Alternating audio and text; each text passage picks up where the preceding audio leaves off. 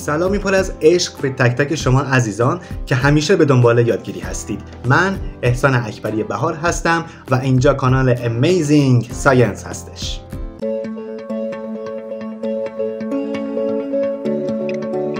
امروز میخوایم به 12 تا از مخوف ترین موجودات جهان بپردازیم. پس تا آخر این ویدیو با من همراه باشید.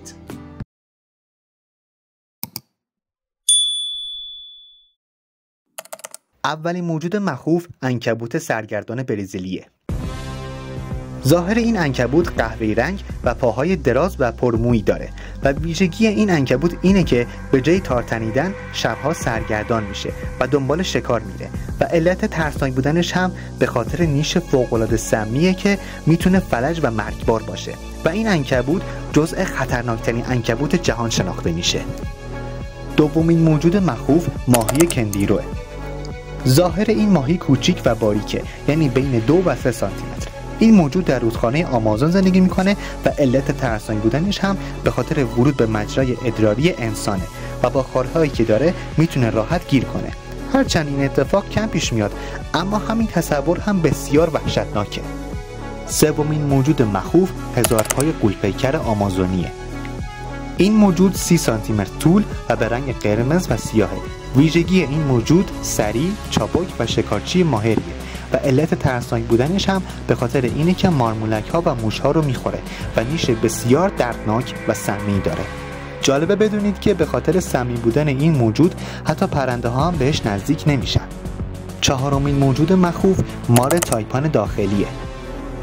ظاهر این موجود بین رنگ قهوه‌ای و زرده و بدن لاغری داره و در کشور استرالیا زندگی میکنه و علت ترسناک بودنش هم به خاطر اینه که جزء سمی‌ترین مار جهانه و زهرش میتونه 100 انسان رو بکشه. خوشبختانه این موجود خیلی ترسوه و خیلی کم به انسان نزدیک میشه. پنجمین موجود مخوف قورباغه سمی طلاییه. ظاهر این موجود کوچیکه، یعنی کمتر از 5 سانتی متر و رنگ بدنش طلایی درخشانه و در جنگل‌های بارانی کلمبیا زندگی میکنه و علت ترسناک بودنش هم به خاطر داشتن سم باتراچوتوکسینه.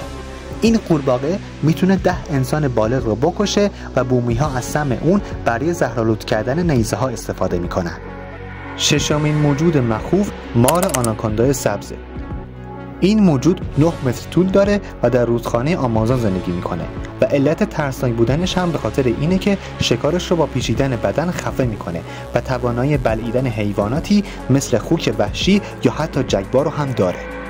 هفتمین موجود مخوف عروس دریایی جعبه‌ایه. ظاهر این موجود تقریبا شفاف و نامرئیه و در آبهای استرالیا و اقیانوس آرام زندگی میکنه. علت ترسناک بودنش هم به خاطر شاخک‌های نیشدارشه و سم اون به اعصاب و قلب حمله میکنه.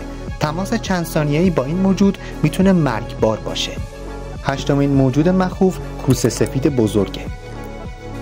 این موجود 6 متر طول و بدن خاکستری و شکم سفیدی داره. ویژگی این موجود شکارچی، سریع، قدرتمند و حس بویایی قویشه. علت ترسناک بودنش هم به خاطر حملات وحشیانشه. ترکیب دندون‌های اره‌ای و سرعتش اونو تبدیل به یک ماشین مرگبار کرده. نهمین موجود مخوف ایزوپود غول‌پیکره.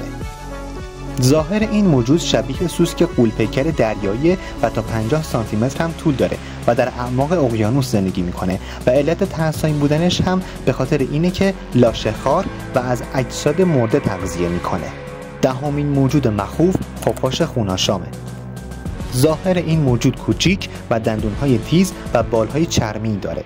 ویژگی این موجود شبزی و گروهیه و علت ترسناک بودنش هم به خاطر اینه که از خون حیوانات حتی گاهی از انسان تغذیه میکنه.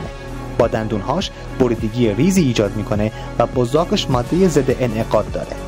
11مین موجود مخوف خرس گریزلی و خرس قطبیه.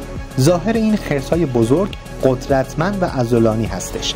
ویژگی این خرس‌ها اینه که خرس قطبی کاملا گوشتخوار و خرس گریزلی ترکیبی از گیاهخواری و گوشتخواریه و علت ترسناک بودن این دوتا خرس هم سرعت، قدرت و پنجه‌های کشنده هستش و حمله هاشون تقریبا غیر قابل توقفه.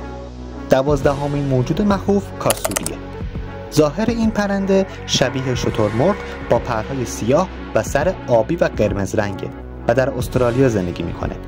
و علت ترسناک بودنش هم اینه که پاهاش مثل پنجه های دایناسوره و میتونه با لگد به شکم انسان ضربه بزنه و مرگبار باشه و این پرنده به خطرناکترین پرنده جهان معروفه. خیلی متشکرم که تا اینجای ویدیو با من همراه بودید. اگر از این سبک ویدیو خوشتون اومده حتما کانال ما رو سابسکرایب کنید و اون زنگوله بغلیش هم بزنید تا از ویدیوهای بعدی جا نمونید. تا ویدیوهای بعدی، خدا نگهدارتون.